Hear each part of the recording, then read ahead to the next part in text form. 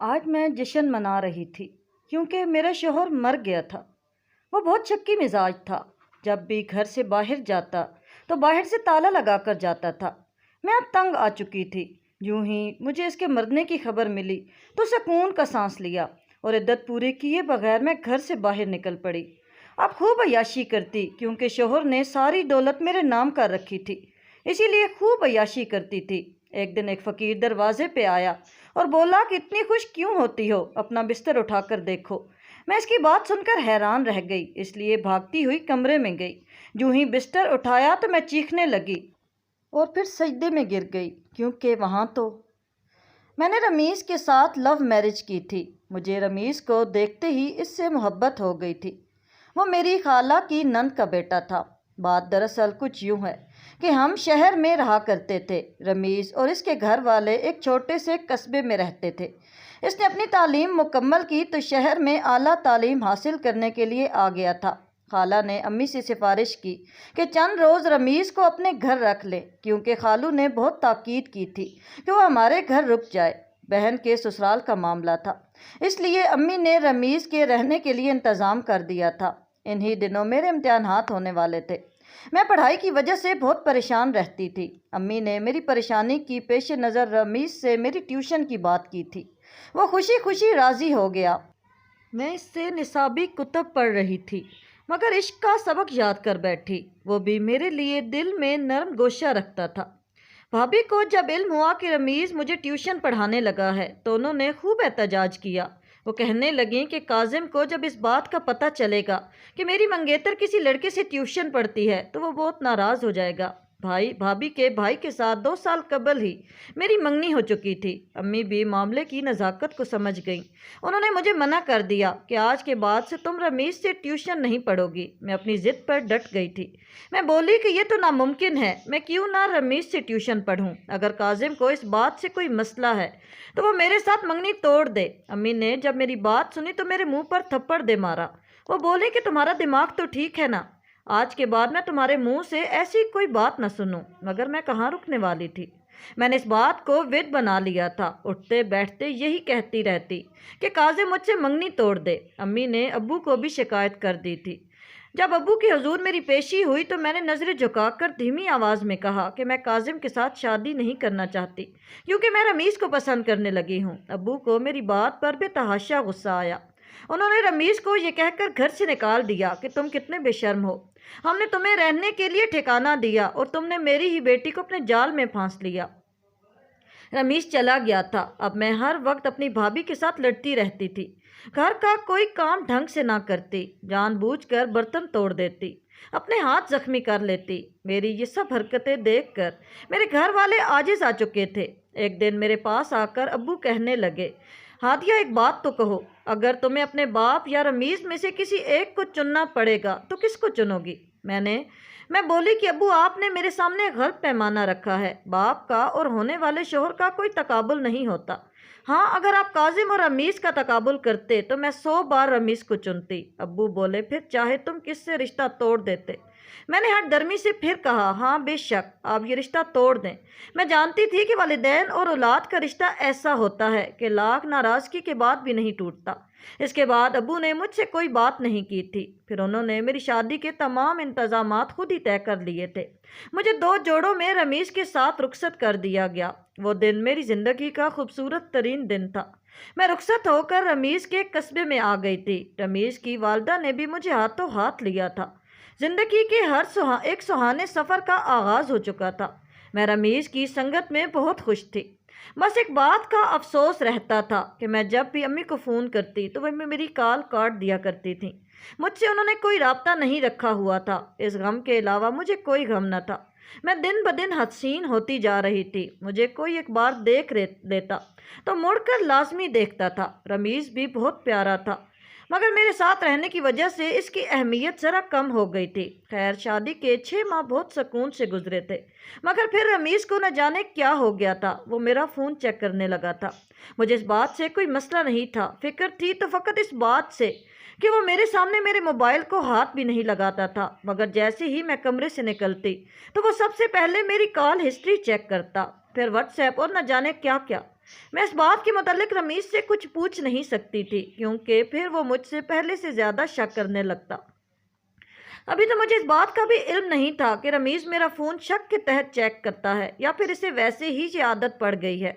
میں نے ان تمام باتوں کو نظر انداز کر دیا تھا کیونکہ میں اپنے شوہر کے ساتھ اپنا رشتہ خراب نہیں کرنا چاہتی تھی۔ مجھے ہر جگہ آنے کی کھلی چھوٹ تھی، اس لیے میں جب جی چاہتا مارکیٹ تک چلی جاتی تھی۔ آج بھی گھر بیٹھی بیٹھی بور ہو گئی تو سوچا کہ مارکیٹ تک چلی جاتی ہوں، مگر جب میں مارکیٹ سے لوٹی تو رمیز گھر پہنچ چکا تھا۔ وہ مجھے دیکھتے ہی کڑے تیوروں سے بولا، کہاں سے آ رہی ہو؟ میں بولی، رمیز ذرا مارکیٹ تک گئی تھی۔ میری بات سن کر وہ میرے ہاتھوں کی جانب دیکھنے لگا تھا۔ بولا، اگر مارکیٹ گئی تھی تو کچھ خرید کر کیوں نہیں لائی؟ مجھے رمیز کے سوالات عجیب لگ رہے تھے۔ میں بولی، رمیز میرا جی گھبرا رہا تھا، اسی لیے ونڈو شاپنگ کے لیے چلی گئی تھی۔ میری بات سنتے ہی رمیز بولا، اچھا کس سے پوچھ کر گئی تھی تم؟ اگر یہی سب رمیز مجھ سے آرام سے پوچھتا تو مجھے برا نہ لگتا، مگر اس کے لہجے کی چبھن مجھے پریشان کر رہی تھی۔ میں بولی، رمیز میں پہلے بھی تو مارکیٹ جایا کرتی تھی، آج چلی گئی ہوں تو کیا ہو گیا ہے؟ رمیز بولا کہ پہلے کی بات اور تھی، اب بات اور ہے، تم میری بیوی بن چکی ہو۔ اب کی بار مجھے بھی غصہ آ گیا اور میں بھاگ کر اپنے کمرے میں چلی گئی۔ نہ جانے کیوں مجھے اس بات کی آس تھی کہ میرا شوہر مجھ سے اپنے الفاظ کے لیے معذرت کرے گا، وہ کہہ دے گا کہ یہ الفاظ میرے منہ سے نکل گئے تھے تو مجھے معاف کر دو۔ مگر رمیز نے معافی تو کیا مانگی، اس نے تو کمرے میں جھانکنا بھی پسند نہیں کیا۔ اس دن کے بعد میرا شوہر کھل کر مجھ پہ شک کرنے لگا تھا۔ ایسے ہی ایام میں میری ساس کا انتقال ہو گیا۔ اس کے انتقال کے بعد تو میرے شوہر نے مجھ پر زندگی کا دائرہ بہت تنگ کر دیا تھا۔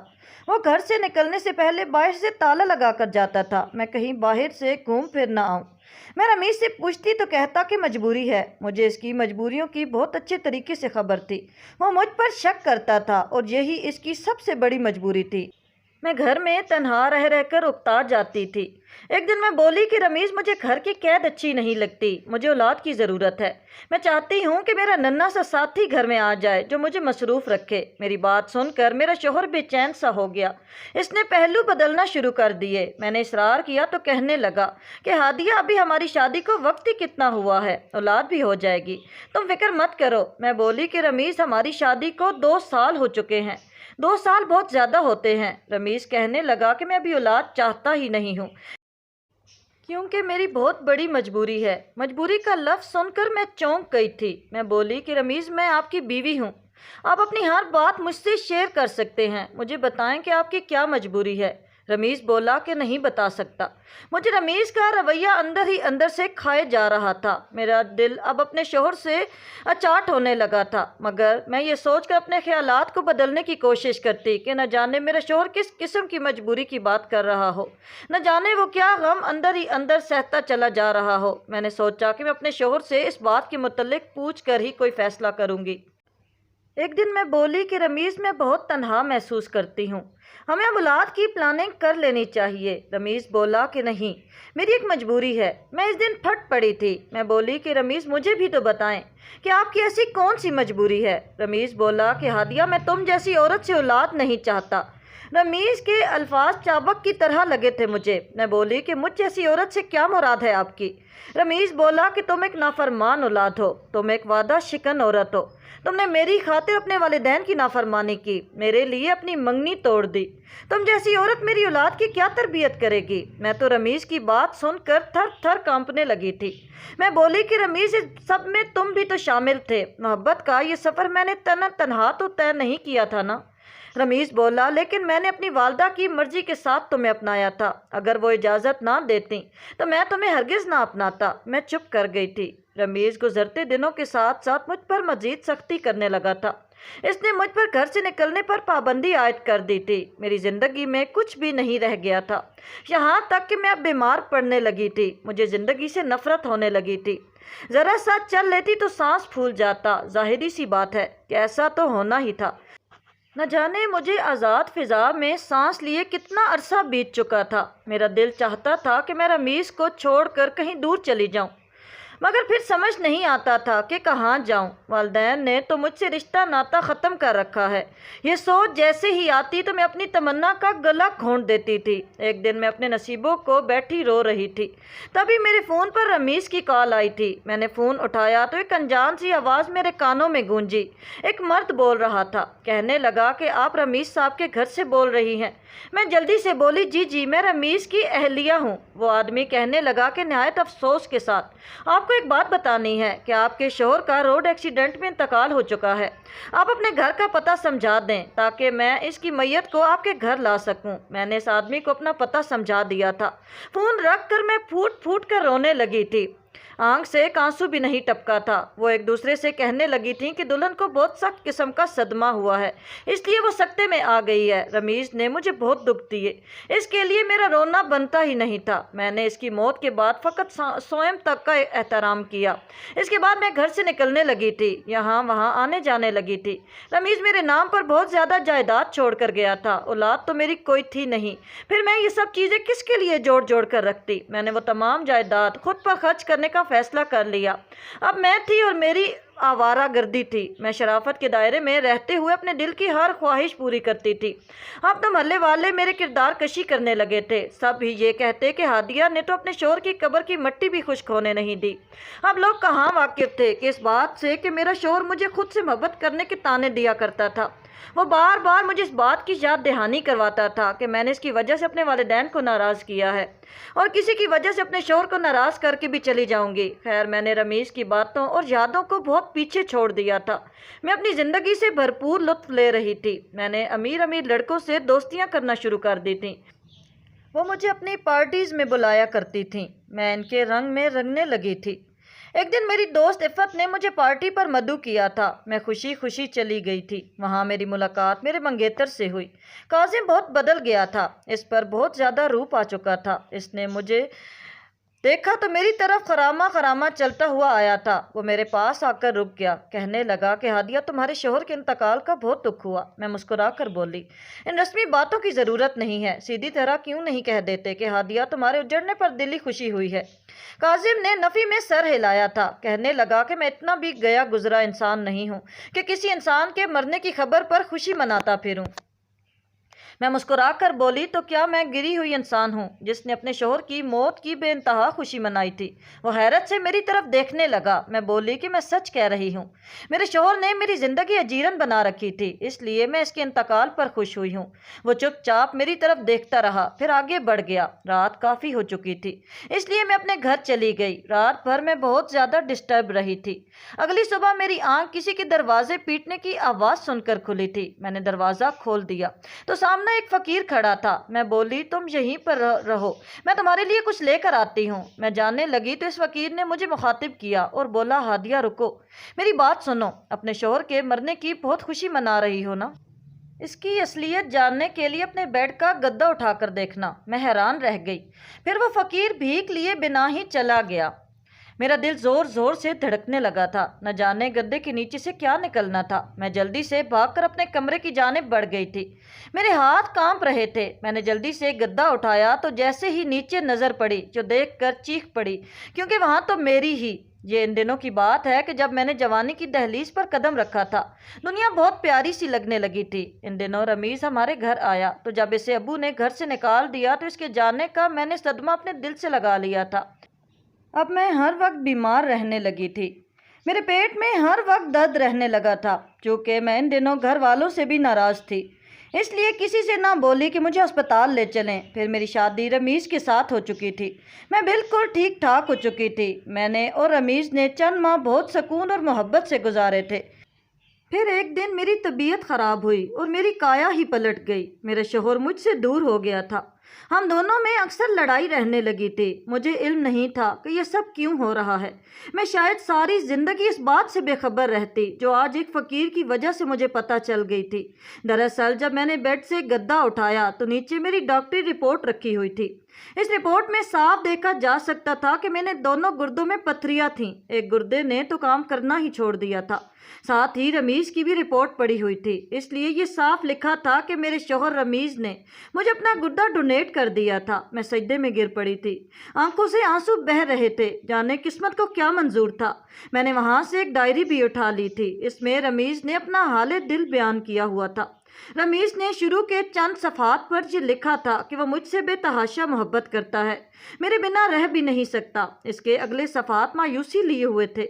इनमें लिखा था कि हादिया की अचानक तबीयत खराब हो गई तो पता चला कि इसके दोनों गुर्दे ही डैमेज हो चुके हैं। यह खबर मुझ पर पहाड़ बनकर टूटी है। मैं ये सब बातें हादिया से छुपा ली हैं।